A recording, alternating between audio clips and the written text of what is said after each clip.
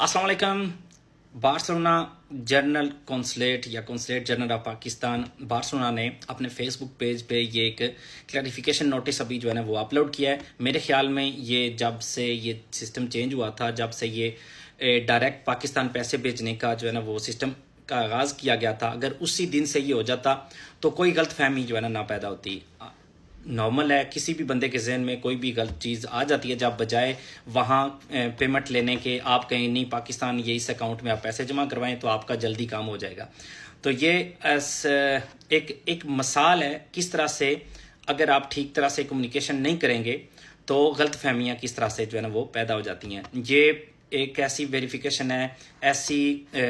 جو پہلے کرتے تھے انکوائری جس میں 3 سے 6 ماہ لگ جاتے تھے، اس کی آن لائن کرنے کے لیے یہ 5,000 جو ہے نا اس کی جو فیس لیتے ہیں، جو ڈائریکٹ آپ نے پاکستان جمع کروانی ہوتی ہے، جس کا شاید پچھلی ویڈیو میں جس کے بارے میں ہم نے بات کی ہے جیز کیش یا اس طرح کے کسی اکاؤنٹ کا. تو ابھی یہ اس کی کلیریفیکیشن آئی ہے کہ واقعی یہ آپ کا کام جلدی کرنے کے لیے اور آفیشیل پیج پہ ہی آئی ہے. تو اگر یہی چیز پہلے آ جاتی تو لوگوں کے ذہنوں میں بھی کویسچن جو ہے نا وہ نہ پیدا ہوتے. تو اس وجہ سے پچھلی جو ویڈیو کونسلیٹ کے اوپر میں نے